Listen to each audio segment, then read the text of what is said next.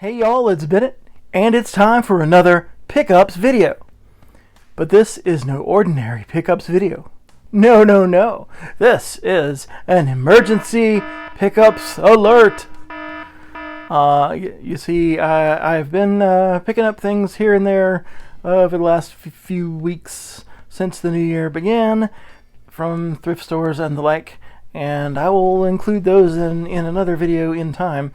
But I just had a killer pickup at 2nd and Charles, and I needed to skip ahead and get the word out on that right now. So we're taking a break in the action and moving everything else aside to bring forth this awesome pickup. So let's get started. I went into 2nd Charles on a Monday afternoon because I was in the neighborhood and not super hopeful about finding anything special, but I did want to, while I was there, go ahead and pick up this right here, From Russia with Love, on the original Xbox, because it was $4.25, and I've put it down many times, saying I'll go get it another time. Well, since I was there, I was like, well, let's just go ahead and get it. Great. So while I was in the tiny video game aisle, I went down to the 16-bit area, and where I'd had some success in Genesis games and things like that not too long ago. So I was going to see if maybe they had some more of that sort of thing out. And like, I knew they had a copy of James Pond for the Genesis, and I actually bought James Pond 3 for like $10 or something like that last time I was there. So, or last time I bought anything. So I was, you never know what you're going to find. And so I looked on the shelf, and in front of the Genesis James Pond game, there was Super James Pond for the Super Nintendo Entertainment System, complete in a box. In fact, it was in a lucite case, hard shell case that meant they didn't want anybody stealing Super James Pond off the shelf.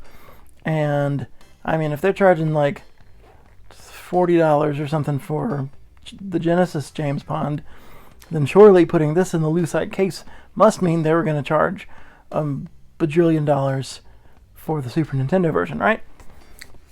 Well, I turned around the box to see what they were charging, and was shocked, stunned, and amazed to see this price right there, which says $4.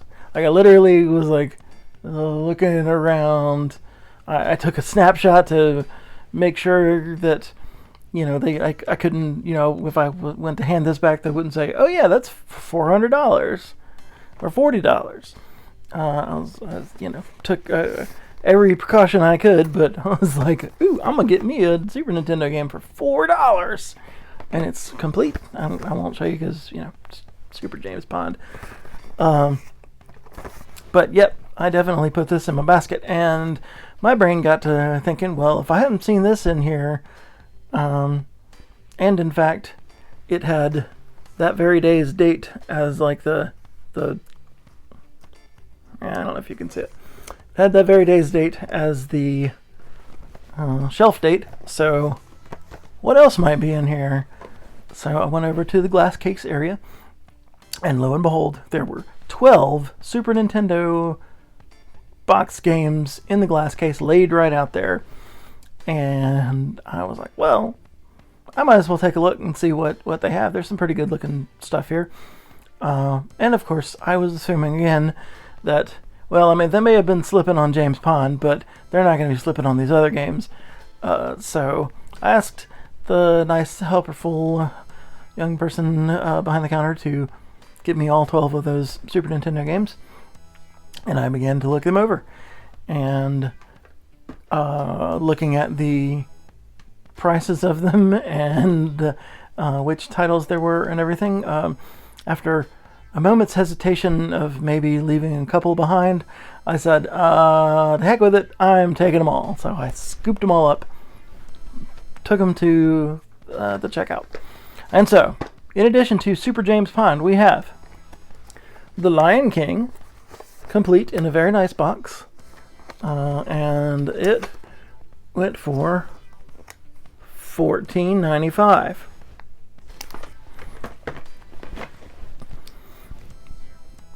And if you're not familiar, most Super Nintendo games, just because they're old and they're loaded up in these cardboard boxes, are never going to wind up being something like $14.95. They're, even the most ubiquitous titles that everybody has is going to be at least $40 or $50. So I was shocked. I didn't necessarily need to get another copy of The Lion King because I have a loose copy, and but boxed for basically the loose price, heck yeah.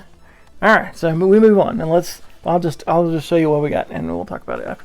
We got Aladdin in less good condition box, but it was $28. This is not too far off of the price charting price, but it's still pretty good. We have Bugs Bunny Rabbit Rampage, and that was $40. Again, complete, and this is in a good box, given all the time that it's been on the shelves. Bugs Bunny Rabbit Rampage. This is a 12 meg cartridge dug on it. I'm going to pick that up, even for $40, which is, cheaper than it would be on price charting. Okay, then we have Disney's The Jungle Book. So yeah, somebody must have had a nice kids collection going there, although, yeah, you don't have to be a kid to enjoy these Disney games. Jungle Book came in at $24, and it's in good condition and complete. I looked inside, I checked all the boxes to make sure there weren't just a bunch of rocks in there or whatever, because I couldn't believe this was happening, but it was happening, so I went on ahead with it. Then we have, this is my favorite game of the whole Super Nintendo library, the Cleaning Kit. So okay, it's not a game, but it's boxed Super Nintendo cardboard thing here from back in the day, and it was $11.80. So $12 for a cleaning kit. Can't go wrong there. I'm gonna keep my Super Nintendo spick and span. So those are about half of them. Now we get into the fun stuff. Here we go. We have Pilot Wings. The real classic. I think this was a Super Nintendo launch title, if I recall correctly. And you're not gonna believe this. This actually was what made me say, "Oh, to heck with it! I'm taking them all." It's in a pretty good box, all things considered.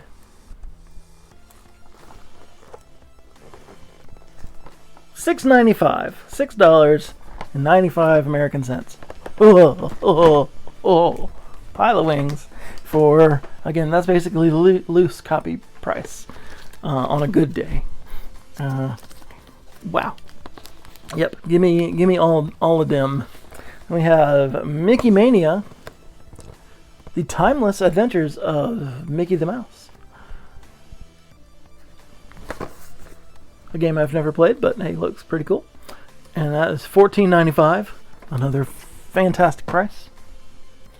Then we have The Page Master from the cartoon starring Macaulay Culkin. Can you tell?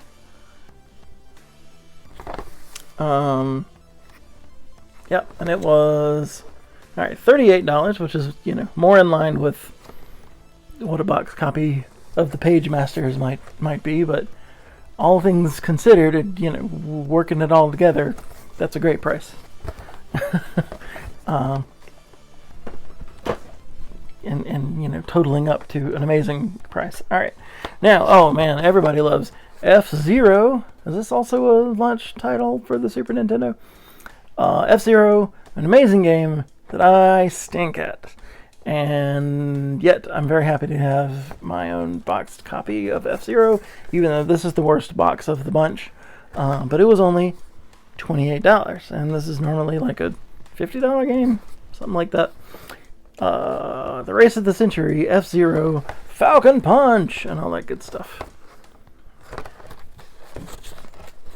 Oh, and I think this one does not seem to have a manual. I think most, if not all, of the rest of them have manuals, but nevertheless. So the worst one of the bunch was still only $28. So it was worth picking up, even though it was in kind of cruddy condition. Then, now we get super interesting. I was really surprised to see this, because this is like a $100 game.